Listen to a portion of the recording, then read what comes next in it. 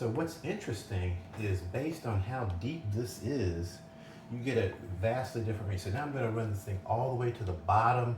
I'm going to touch the bottom of the tank. Boom, I'm touching the bottom of the tank. Let's see, touching, boom. I can feel warmth, incredible warmth down there. Let's see. Okay, yeah, now, incredible warmth. And we can see that the temperature is climbing, climbing, climbing, climbing. Should I have my hand in this? Let's see.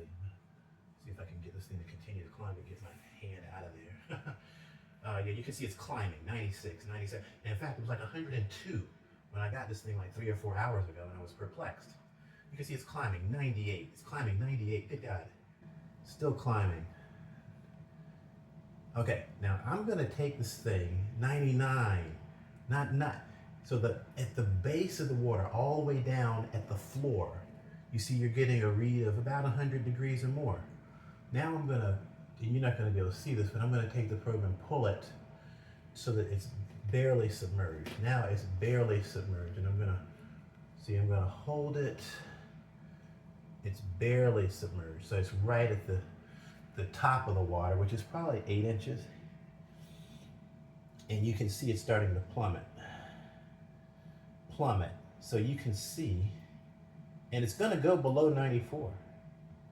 So let's just let it go below 94. And this is gonna be illustrative of something, because think of that. If it's more than 100 at the base of the water, the floor of the water, and this is this is already a 4-degree difference between the top of the water, and I hope I'm not blocking this, and the bottom of the water.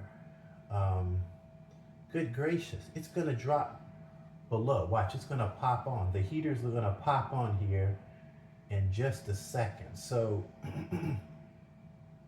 it's gonna pop on, it's gonna drop below. Yes, it's gonna drop below 94, and then pow, it's gonna pop on.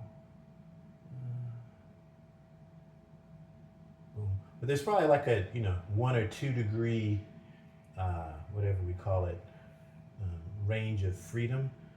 But you can literally see that simply moving the probe there. So when we're talking about water temperature, we have to know where our probe is. And this is no time to look at this, 93.5. It's literally jumping way below. So this idea of how hot or cold the water is very much a function of where the temperature probe is. And this is where I get on my soapbox about the float industry.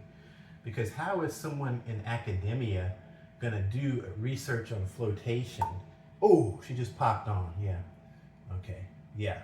So I'm gonna turn this off right now and finish this discussion, and I'm gonna do some experimentation.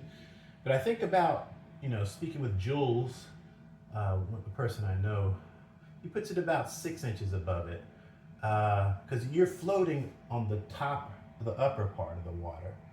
But again, the float industry, if you've got a proprietary tank, where is their probe? And how are you going to reproduce it if they're making everything secret? And that's where open source tank development, I feel, is of such importance. And I feel that this video is a profound illustration that when we build a tank, this concept of just how high or low the probe is profoundly important. So that's all for right now.